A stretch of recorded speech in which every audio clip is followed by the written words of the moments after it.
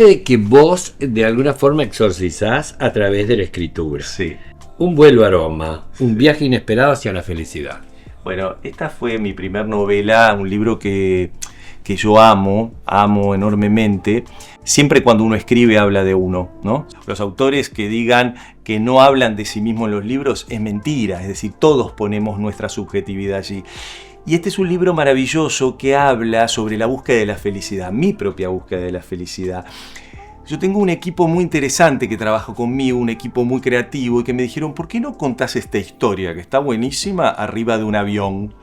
Entonces son 7, 8 personajes pasajeros que han sido referentes, personas que yo he atendido en consulta, no a ellos puntualmente, sino las temáticas puntuales, y yo también viajo en ese avión. Es decir, y esto, la metáfora de este libro, un poco lo que dice es que cuando nosotros ayudamos a otros, nos estamos siempre ayudando a nosotros mismos. Que entender, observar las decisiones que toman los otros, si aprendemos a mirar nuestro entorno, aprendemos a entender por dónde. Y siempre digo lo mismo, para evolucionar en esta vida tenemos 2 caminos. O nos invitamos a transformarnos conscientemente, con la aceptación que tú hablabas muy bien, o la vida nos va a doler tanto, pero tanto, que al final va a llegar un determinado día que vamos a cambiar. Lo que pasa es que cuando miramos para atrás vamos a haber dejado un tendal de situaciones, síntomas, problemáticas que ya sabemos dónde impactan. Impactan en la salud emocional, física, espiritual. Entonces, esta es una invitación a hacer un camino, a entender, a soltar mochilas viejas que no nos permitan conectarnos con lo que realmente queremos. Porque yo hice un salto muy grande de ese libro a las próximas novelas, porque en esa época de mi vida yo estaba convencido que el fin último de todo ser humano es la felicidad. ¿Y qué es la felicidad? La felicidad incluso a veces no depende de nosotros, depende de las circunstancias del afuera. Cuando armo un pequeño, dentro de mi método, un pequeño balance que yo les propongo en mis conferencias a la audiencia cuando viene, yo hablo del pentágono de la felicidad. Pero si tomamos estas 2 metáforas, entendemos que un pentágono tiene 5 lados. Yo esos 5 lados los representé con 5 P's, ¿sí? La primera, en todo proceso para blindarse, para conectarse con uno mismo, para protegerse del afuera, es la paciencia. La paciencia. Somos tan impacientes en los procesos. Aquí yo tenés enfrente tuyo una persona que va a cumplir 52 años, pero que cuando tenía 16, 17, 18 tenía tanta ansiedad, impaciencia de la vida, ¿no?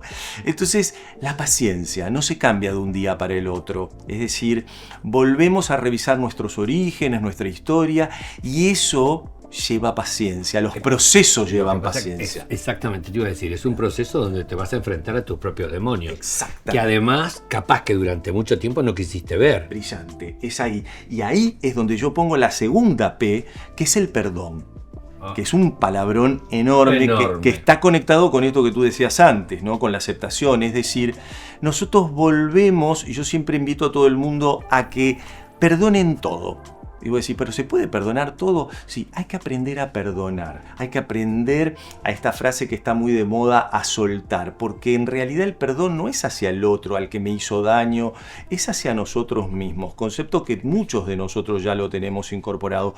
Cuando uno entiende esto, entiende que uno vuelve al origen, a revisar todo eso que duele, a revisar todas esas cuestiones que de una manera u otra no nos hicieron bien, porque necesitamos perdonar para poder continuar adelante. No se puede perdonar ni desde el rencor, ni desde la ira, ni desde el enojo. La gente que queda en estas 3 o 4 o 5 o 20 es la gente que después jode, ¿viste? Seguro. Ahora te hago una pregunta. Perdonar, que es perdonarse a uno mismo, que es superar una situación, es decir, no significa olvidar. Exactamente, pero fíjate qué interesante.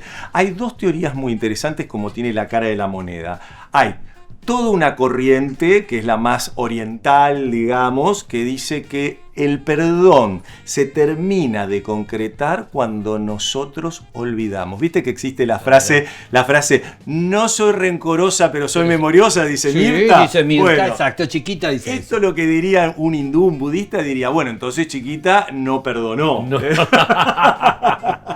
Ahora, hay otra mirada que es esta idea de decir, yo recuerdo y tomo como oportunidad esa situación tremenda que me ha tocado vivir o que he tenido que pasar o que me ha tocado sufrir y lo tomo como una oportunidad. Los griegos decían que toda crisis o todo es caos u oportunidad, toda situación. Todos tenemos el poder de decidir cuál de los dos caminos tomamos y creo que ahí, en esa bifurcación... Es donde está el perdón. Exactamente.